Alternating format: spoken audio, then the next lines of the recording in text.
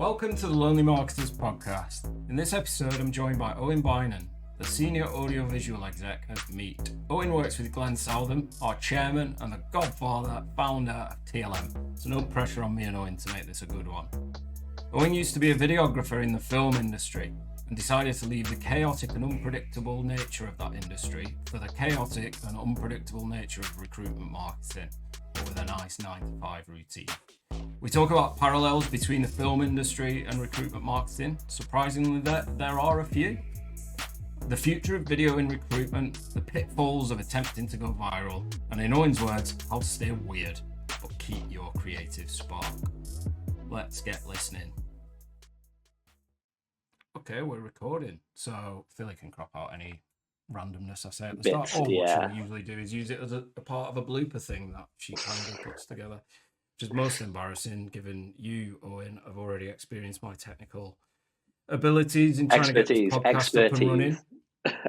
So it's like a little bit of pressure on there, isn't it? Trying to get a podcast recording started with an audio and visual specialist, and I've blocked my own audio at my end. Oh, mate, trust me, I've forgotten to hit record before, and then gotten 45 minutes in and realised that, this is got to think of an excuse to turn it around. It's also a bit of pressure on me, this one, because you're part of Glenn's team. Yeah. He's obviously did he start this podcast way back when? Yes, he's still technically our chairman, which is great. He puts a meeting in at the annual. He puts an appearance in at the annual general meeting, which is basically. Is there an open bar by any chance? It tends to be, yeah. So it's basically me, Darren, and Glenn go. What else should we be doing with TLM? More drinks, some education. Right. And Kieran, could you get around to recording some podcasts at some point? Because they've gone quiet.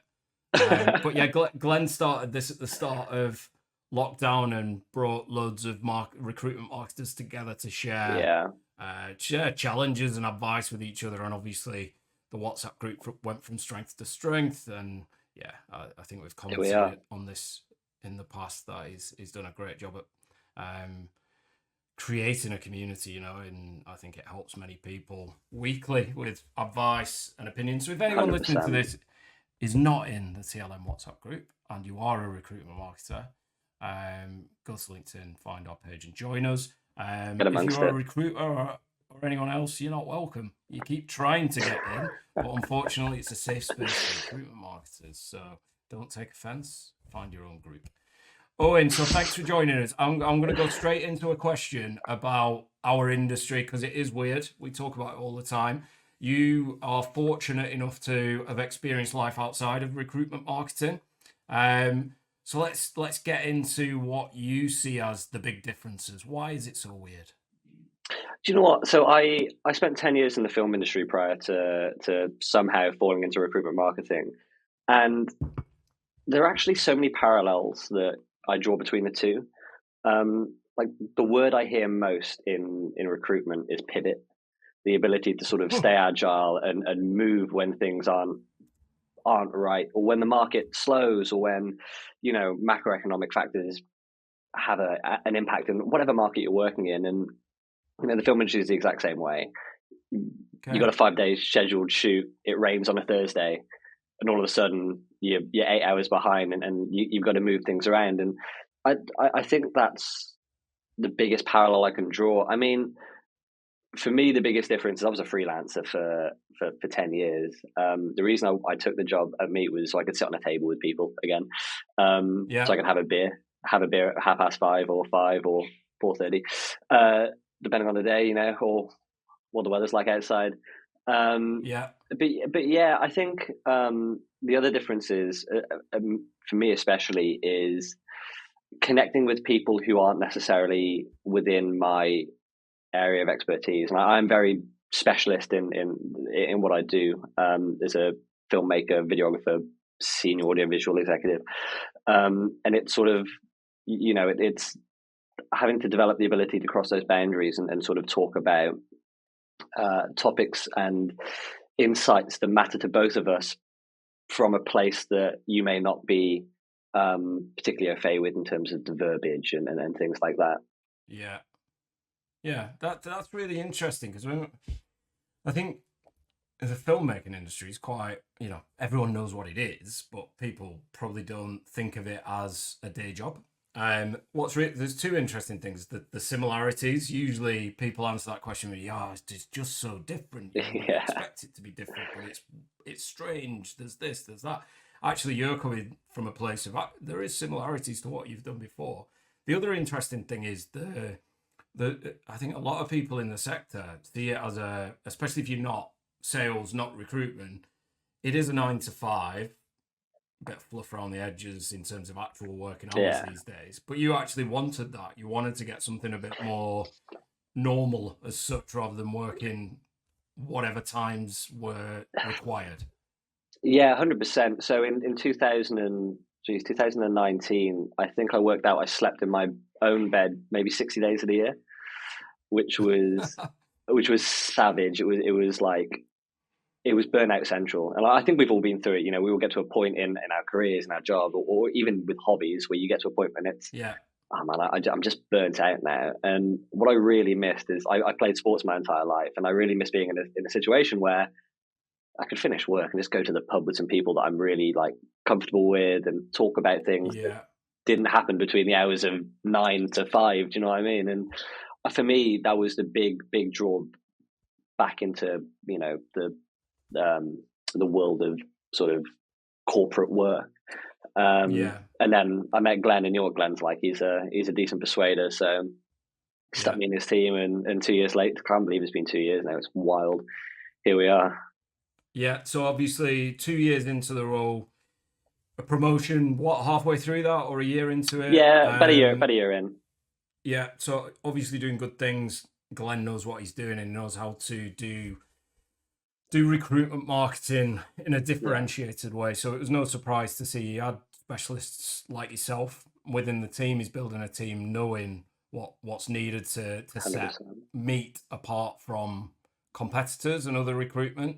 So what's the overall structure like then? What other roles are within the team? If you just describe how So it's made up. yeah, so the team I work in is ISM, which is Insight, Success, and Marketing. And the idea is we use customer success, customer experience, along with data and analytics to drive what our marketing looks like at the end goal. So you have this sort of like Ouroboros figure of eight, kind of one feeds the other, and we drive in. So we have a data analyst, really techie guy.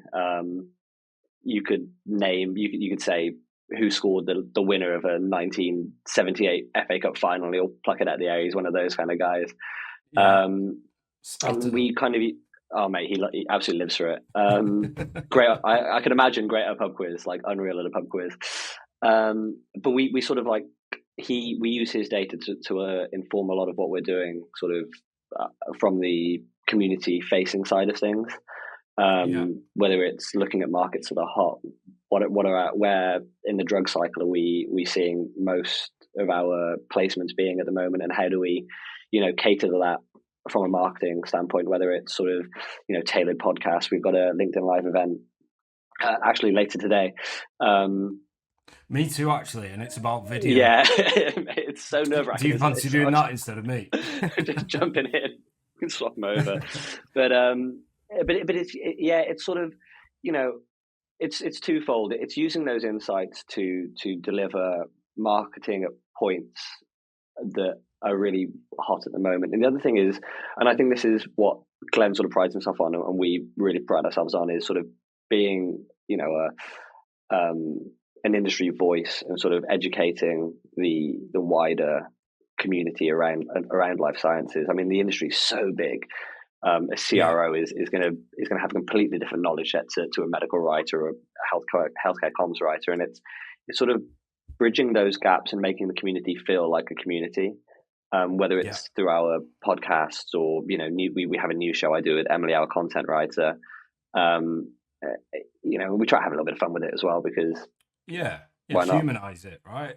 So Hundred percent, 100%. it's a serious industry that you service, but like a lot of things, it's still a person, right? Whether it's the client, the candidate, Oh yeah, still a person, and we all, in many different guises, we all like to be entertained. So yeah, I think yeah, it's intriguing, isn't it? How can you educate and inform with an element of entertainment, but also, like you said, for yourselves, you gotta have a bit of fun in the job.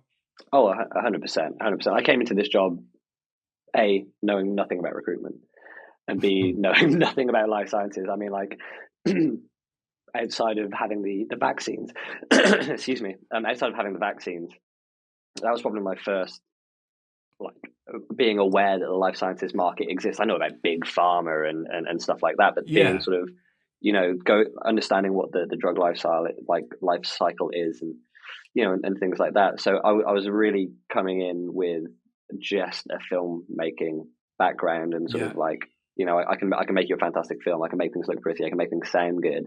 And I kind of think that's why, I ended up working with Glenn, and Glenn sort of sided with my skill set, was the ability to sort of really start from ground zero with myself and Emily, we were both hired on the same day, sort of oh, day one that's marketing nice. duo.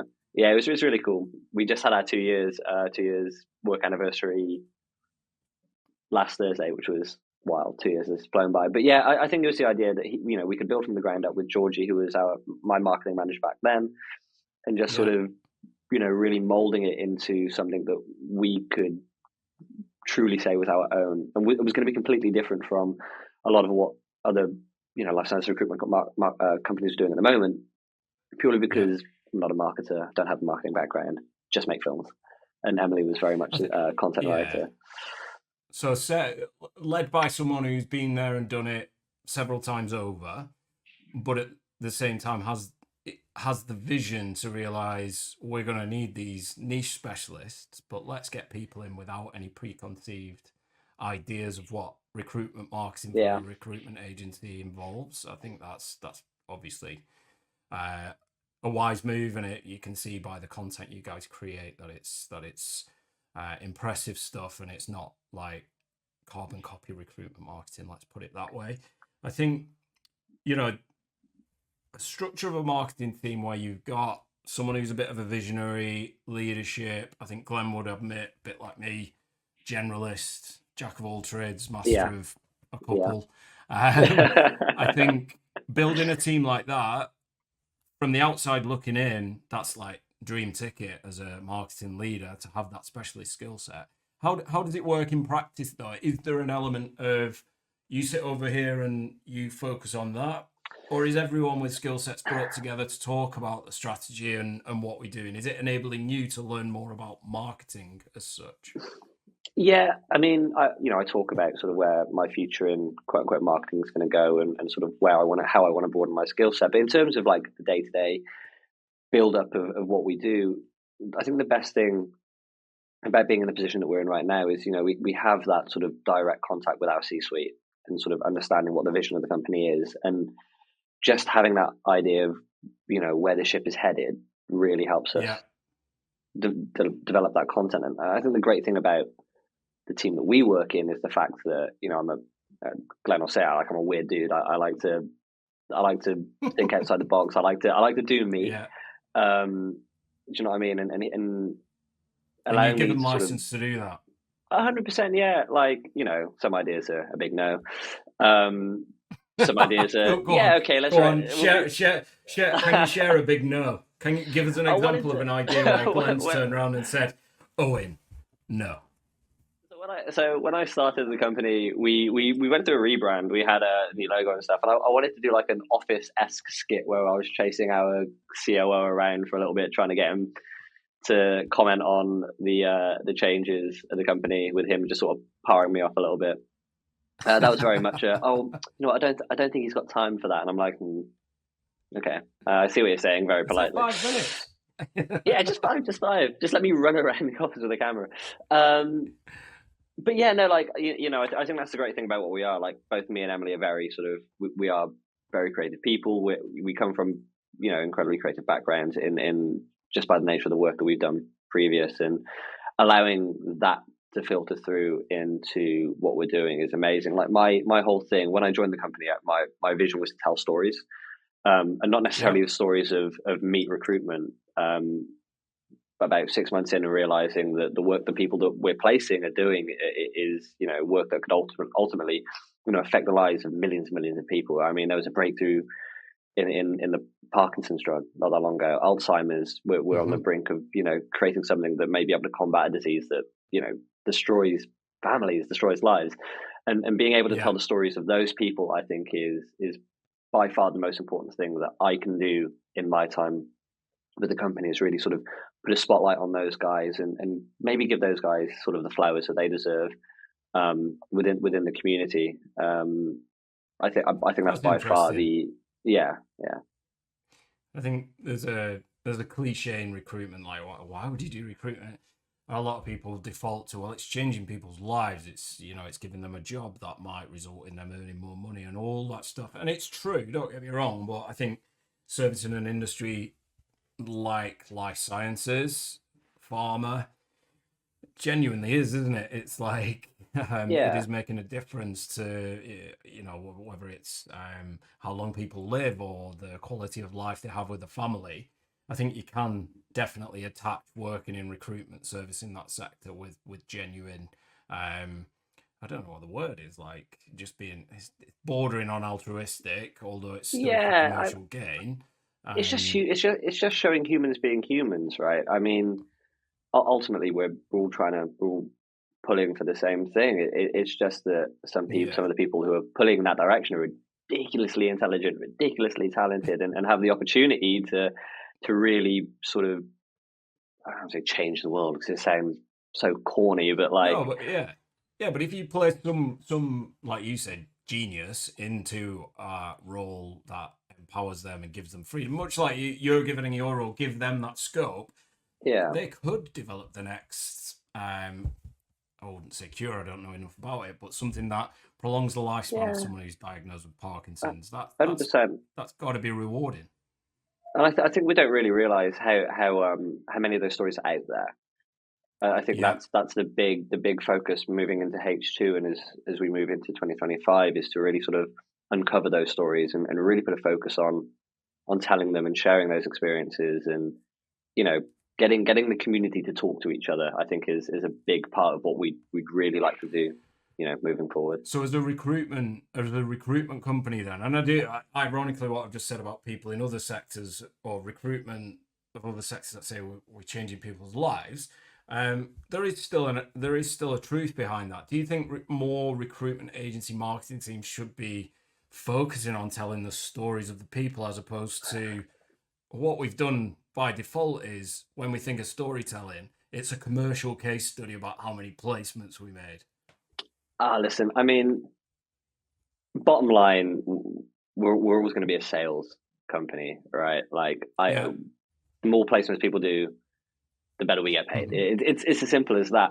I think if you have the scope to be able to take some time and really tell stories about humans, about people doing stuff, whether it's blue collar recruitment, nurses, brickies, whatever. I mean, everybody has a story to tell. I think it's important that we tap into that and really sort of shine a light on those people, because ultimately, like, that's our bread and butter. Well, regardless of what you're doing, if you can show as a company that you have a living, breathing heart and you actually give a shit about the people that you're placing, and you're willing to spotlight them, I can't see how that could be a detriment in any way, shape, or form.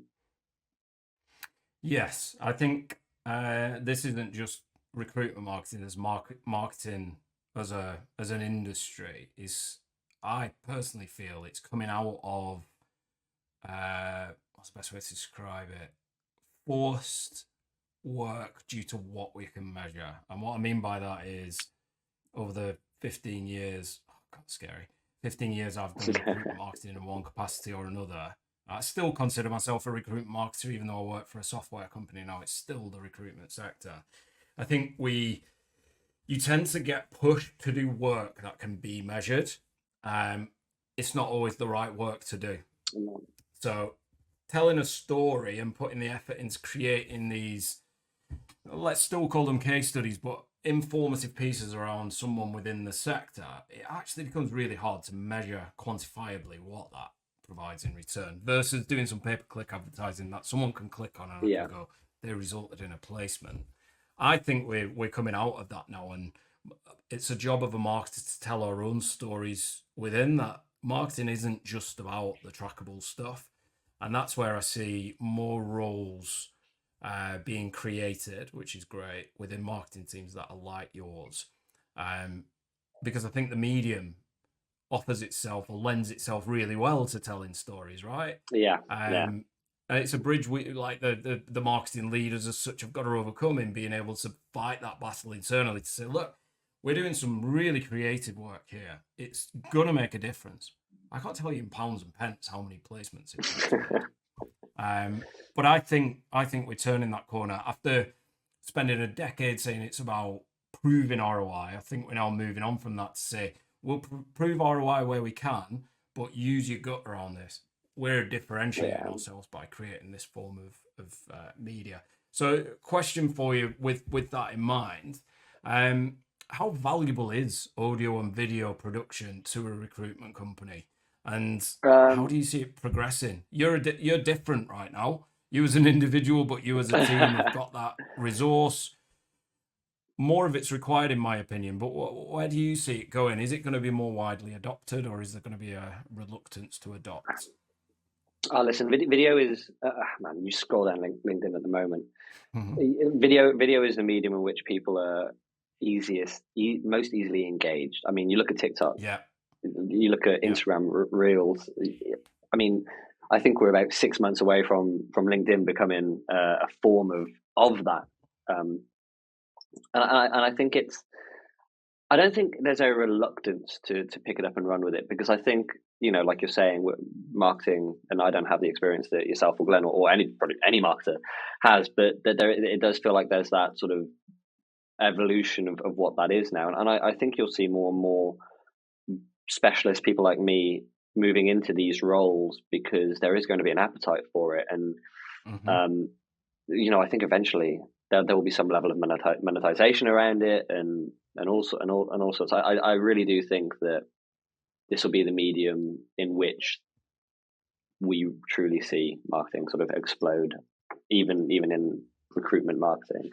Um, I mean, who was that company that dropped that TikTok video that got a bit of bash, got a bit of tap on TikTok? It was like So the guys that also a are recruit. like they're just embracing what they're about Yeah, rather than trying to hide a away hundred from the percent, fact. 100%. So that's a silly little video. What, 45 seconds long? Millions Yeah, of people have seen it. Millions of yeah. people have now had eyes on that company. It might not be the best eyes in the world, but hey, I mean, to an extent, all news is You've got good to, news, right? yeah, they're embracing something that, let's face it, there's still the majority of recruitment agency strategy is built on that kind of Yeah. ethos and candidate attraction. They might sugarcoat it, but if that genuinely is your strategy, don't be embarrassed by it. Oh, Like, mate, lean into it. 100%. yeah, 100%. yeah, Uh, And I think that again, it comes back to video as a medium. Is there's no better medium to just show people who you are. I mean, you can put a yeah, facade on, you put a mask on, but I mean, you get what you see, right?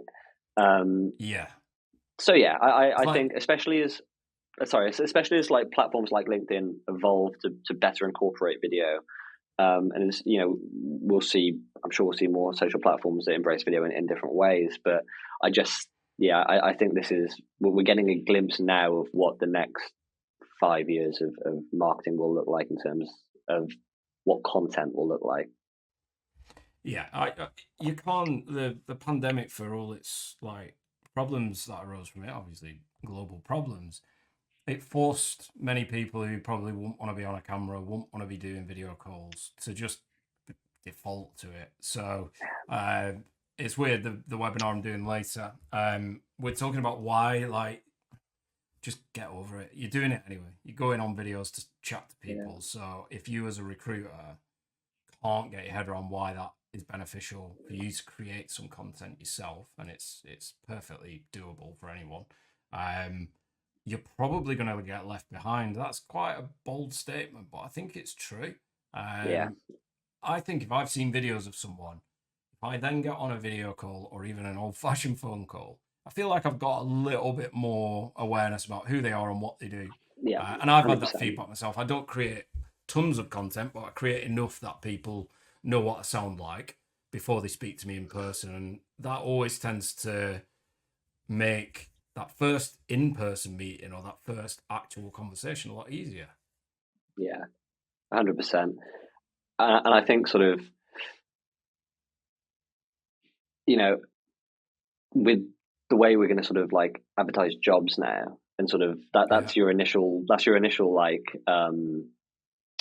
cold call, right? You already know who you're speaking to, you already know who's handling that process, and that's something we're trying to get done at Meet is video job adverts, emails of people actually just talking, being human, talking. Hey, we've got this role, we think you're great for it. You've already broken that barrier. The ice has been broken.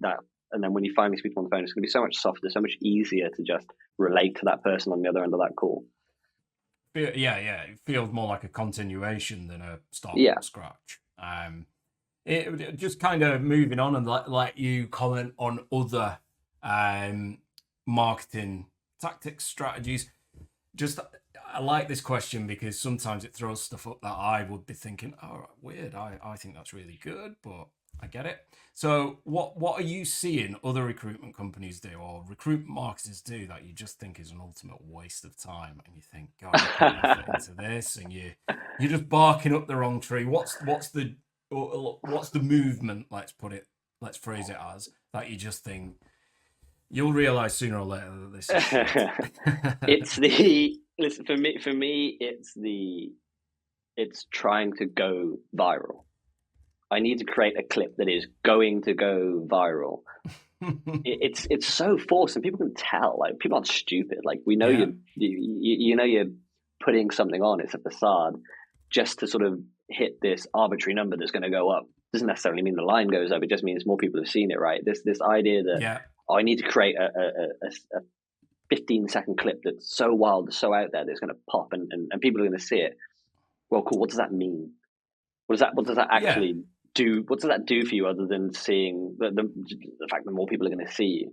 I feel like if we take more time to develop content that actually has purpose, and that purpose is in line with what you're trying to do, and it's going to come across such way more sincere.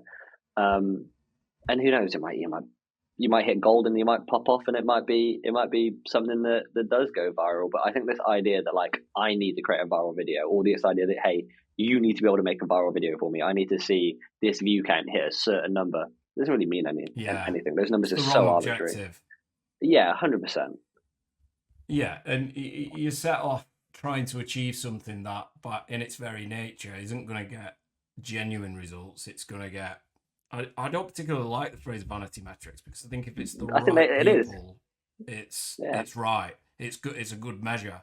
If you've got 1,000 people following your company profile on LinkedIn, or 10,000, some companies might have 1,000 that are genuine candidates, clients, audience that is really relevant. The 10,000 might be made up of people that have just applied for one job in the past and mean nothing else. Hit follow, like you say, it's an arbitrary figure. So I really like that answer on the basis that it's something we all encounter, not necessarily about being viral, but it's the copycat bandwagon. We need to do this because I've seen this silly video get thousands of likes on TikTok. What was the one with the American girl last week that was doing the rounds? We even piggybacked on it for a laugh. And it's like, we want to be the next, be the next this. And you end up with, if you've got someone like yourself who can put that argument back, we're all right. It's when you've got a more junior marketer who may be the only marketer who gets tasked with going viral. Yeah, it's quite a and that pressure as well. That pressure, you need to create a video that's going to blow up. That those things just don't happen. I mean, I did an advert for a company that will remain nameless, but they do you remember the old Guinness advert, the horses riding in from the sea? Yeah. So it was a car company that I was working with, and they basically said, I want you to make an advert that is going to, like, rival that. And I'm sat in a boardroom like, okay. Anything else? And it's like, no, just make it viral, make it good, make it big. Like, great, fantastic. So does it involve animals and waves and like, where do I start with that? And to me, that's the same thing. It's just like, make something that's going to be big. It doesn't mean anything. It's so vapid. Why are we not? Why are we not big yet? Yeah, why haven't we hit 1 million views? Yeah. Yeah, And flip the question around. What's one thing perhaps that you see, either in scarce supply recruitment marketing functions and not doing enough of, that you think could really hammer home a message? I've got a feeling you could say video here. Feel free to, but if there's something else that you think maybe outside your niche and specialist area that you think, why is the industry not doing more than that? It makes so much sense to have that as a focal point. This is going to sound silly because it does feel like every man and his dog has a podcast right now. But yeah, I really feel there is a genuine place for people with certain expertise, especially in recruitment, to just be talking about recruitment. And I don't mean sort of like, some Donny on TikTok who's putting on a suit and being like, to sell, you need to sacrifice your life, and 5 before 5 and Andrew Tate. What I'm talking about is just get two get two of your best guys in a room and just let them talk about what they're doing, or get a candidate and a recruiter to talk about that process. And just, I feel there's so much to be gained by that, because this is a tough industry. Like, I worked in film, and that's cutthroat, seriously cutthroat. But there's something about recruitment that is, to succeed, you really got to believe, right? It's hard, it's tough. And I feel, rather than, we'll put it in the same group of, pool of candidates and clients, but like we have an opportunity to really like lift each other up and platform each other and help each other. And if we can, if we all banded together a little bit better, I think we can all win there. If we can share our stories, share our, secrets, and really sort of get those guys who have been there, done it, are willing to talk about that process, their wins, their losses, their struggles. I think you're really going to be able to create, content that's going to help. You think a podcast around the recruitment industry, not saying launch a podcast for your market, you're saying someone out there could create a recruitment-based podcast that is more truthful almost, and educate people on what this industry is really like? Listen, it doesn't even have to be a podcast. Just get people to talk about what they're doing on a day-to-day basis, and stick a camera in front of them. Those conversations are happening anyway. Trust me, those conversations are happening at the desk, after a call. What went wrong? What went right? They're happening. Just so, why not share that and just, make this a slightly easier place to exist. I think, I think we'd all like that, right? That's my, this hasn't changed in all the years I've done recruitment marketing. The point I always make to recruiters is, whenever they say they've got nothing to talk about, nothing to post, nothing to create a video, nothing to create, no ideas. And I just think, you're literally speaking to people all week long. Yeah. You have to be hearing trends, because you're then updating them. If you're hearing from 3 similar companies that this is the challenge they're having, just create content around that. Talk about it on LinkedIn. Say, the market is currently seeing these challenges, because you can say it with confidence because you've heard it 3 times. You're in it. You're in it, right? Yeah. Yeah. Perhaps that's easy to say when you're not doing it as a day job, but I think the scarcity of ideas should be really easy to overcome, and perhaps that's the area a recruitment marketer needs to elevate a recruiter's confidence by saying, just write down 2-3 points from that call that you think might be interesting. If you do that for every call and see a pattern, then week to week you should have the nucleus of 1 or 2 ideas that you could just do a LinkedIn post or a quick video 100%. 100%. So yeah, the point is get more content created, and then decide which bits of it to use, and don't overthink it, I guess. It's really interesting. Because of your background and the, you've actually said the similarities there. I'd imagine when you're running a team or a function, there's an element of organization. I always, this might be a false perception, that more creative a person is, the more erratic and messy their desk is. So Yeah. personalizing this next question, what's your work style? How do you wrangle all these requests together and make sure you keep a focus on the priority? You know the phrase organized chaos. So Yeah. like unorganized chaos. Okay. Just yeah, just No rhyme or I'm all, reason, just mate, is. all over the place.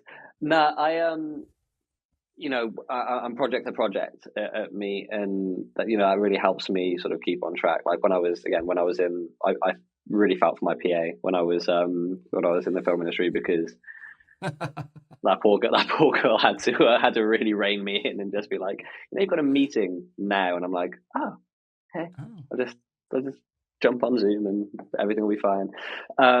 So yeah, I'm very much just let it happen. I'm 9 times out of 10, I'm where I'm meant to be. If not, someone will wind me up and point me in the right direction and just be like, in that room. I'm like, okay, yeah. sure, fine. Go. But for me, I don't know if this is a creative thing, but I've always let my ability and my work speak for itself. Yeah. You're like I said, I told Glenn, you're not going to get someone who rocks up in a blue shirt and nice trousers, and like that wasn't the guy you were getting. But what you were getting is you were getting a talented filmmaker who was going to create content that actually had a heart, and that's Yeah. my ethos. Just Yeah, sort of you can't chaotic, you yeah. can't force people into a structure or a I saw there's a guy I follow on LinkedIn. I've spoken to him various times over the past. So it's probably worth you looking up because he's very creative. He's called Obey Durrani. I don't know if you've heard of him. I I'll think I send you might his follow him link actually. after this. And he recently posted something about time blocking, right? So I've subscribed to time blocking.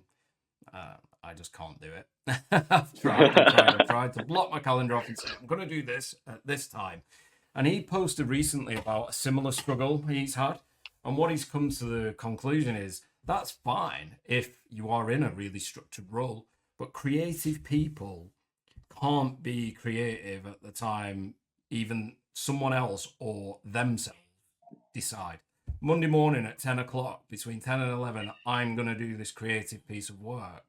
Completely conflicts with how a creative brain works, and it might be. Did I have any Right. sleep last night? No, so I'm not creative at that time on a Monday morning.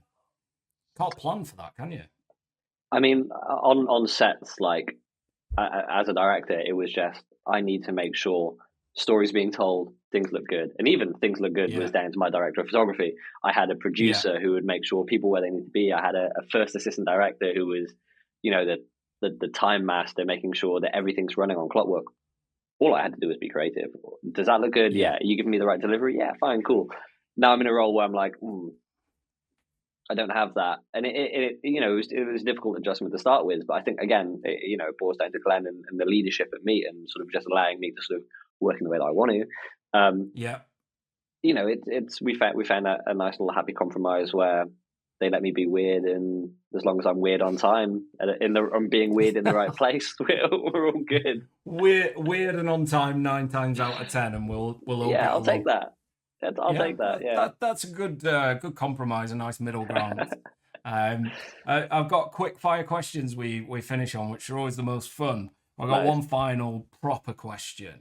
What advice would you give to a marketing team, or perhaps even a solo marketer who know they want to do a bit more video, but where do they start? If they're limited on resource, what's the best way to introduce video into their strategies? Everybody has a 4K camera in their back pocket now. Like our Yeah, phones are ridiculous. You have the equipment. You have the equipment. The internet is free. YouTube is free. Get on it. yeah, Learn those kinds of things. And the other thing is just reach out to people that you think are doing good stuff. How do they do it? Ask those questions. We're not going yeah, to gatekeep what we do. We like filmmakers love to see great content, great film, great cinema. If you're going to be the next yeah, person who does something amazing, man, we'll back that 100%. We'll be so excited to see that. The other thing yeah, is, if I'm speaking to marketers who are looking to bring someone in, it's be prepared to have someone who is not going to be the person you imagine them being. I mean, Yeah. we're a weird fraternity of people by design.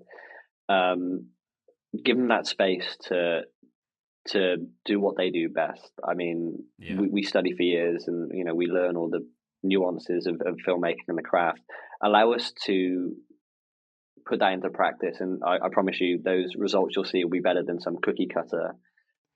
Yeah. Here's an interview video, blah blah blah blah blah. Just let them sort of give them space to breathe, give them space to express themselves. I promise you that the results will speak for themselves in the long run. Yeah, I think that kind of concludes nicely our thoughts on creatives, right? You can't box people in too much and expect creativity. It's not going to work. Just make us No, another Guinness no. advert. That doesn't work. Yeah, just do something viral. So, yeah. So a quick fire round to bring us to a close. You've probably had a heads up on these, so hopefully Yeah, yeah. you've got some ideas circulating. But a technology you couldn't live without, any form of technology within your work or personal life. What's the one thing you couldn't live without? Oh mate, this is so dull, but it's my AirPods. It's headphones. I'm always on the go. Best part about my job is I get to travel a lot. I mean, I was in New York not too long ago. I was in Berlin and West Oh, Coast, nice. and I'm always listening to something. And when I'm editing, I don't like cans. I've got Yeah, tiny little sensitive ears, little elf ears. yeah. So the AirPods, they to the point where like I'm currently sat here with two, and I know there's another set in my car because I lose a set, buy a Oh, set, lose wow. my first set, buy another set. So I've got too many pairs of them I'm on because my I'm an third idiot. set because I've lost two. Well, one went down the toilet, literally. Lost another set on a train. So I'm on my third set, but I've never seen someone with real life multiple sets of AirPods. That's quite interesting. Unorganized chaos, mate. Um, Unorganized chaos. yeah. Do you have to go in and name them? And what the fuck I, happens I if do. one from But the one problem set is, gets in the wrong set? yeah. So I was currently dealing with that this morning, trying to like work out which ones were which. The Yeah, hardest yeah. thing I get with AirPods is they sync to several things, right? And then I'm Oh listening man, to something and doing some work, and all of a sudden pop out your I get phone. PJ Yeah, Masks in my ears because one of the kids is watching something on an iPad. I'm like, what? What? what's going on? Yeah, great invention. First person that's actually said AirPods. Loads of people say the phone, which Ooh. yeah we get, but really interesting answer. What's your favorite brand? I tell you who I'm really into at the moment, and it's because I'm a photography nerd, but I love Leica. Yeah, They're a sort of like a luxury camera brand, and their marketing is very much just here's the photos that we were taking on our camera. We're better than you. We're better than what you've got at the moment, and it is very much this product does what other products do better, and so that's you said that's all their they're marketing almost is. like the Apple of the camera world. Yeah, 100%, 100%. So I was lucky enough to buy my first one a couple of months ago, and Glenn says I just stick filters on them when I stuck them on Instagram, which really riles me up. But it's some of the pictures it produces are stunning. They're so good. And it's true, like they just do better. Yeah, yeah. It still requires your capability, but it gives you that edge that another Oh, camera 100%. Yeah. manufacturer might not. And your least favorite brand. This is my, I think, ultimate like favorite question because people throw stuff Mate, up and I'm Brewdog. like, what really? Yeah, I just Yeah, yeah, Brewdog, man.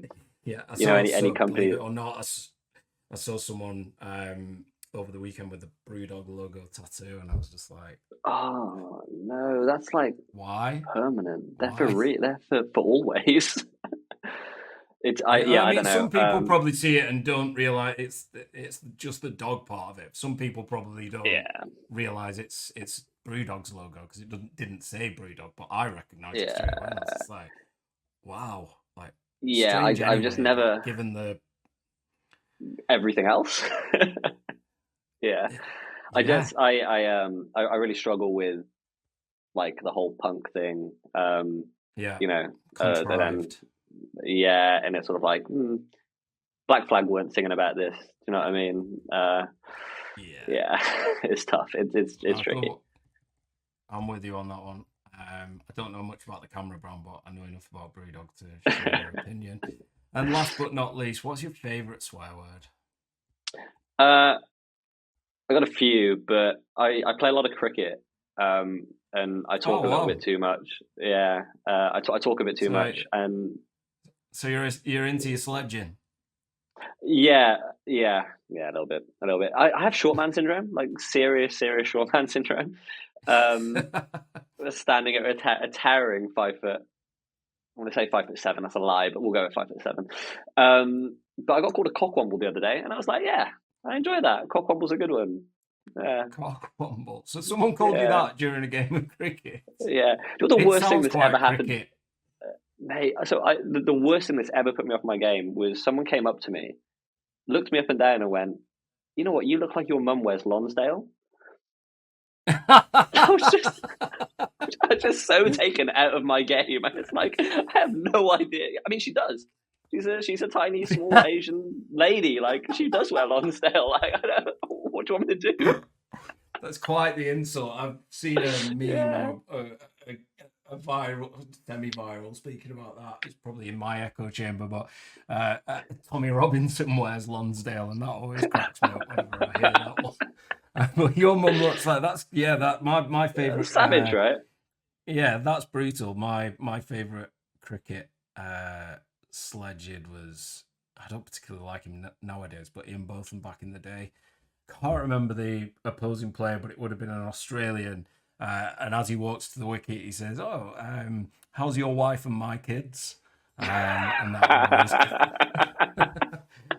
that always lives long in my memory from cricket sledging of all time. But yeah, that's really interesting. So you're going to go with cockwomble, which you got called, or do you have your own personal favourite? No, I think I'm going to incorporate that into my lexicon and start spraying people with that as we move forward.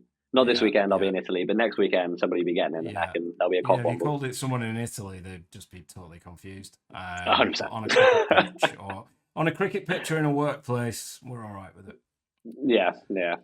Fantastic. Right, Owen, thank you so much for taking part, for giving us a bit of insight into Meet, to just talking us through some of your experiences and what you're doing in your current role.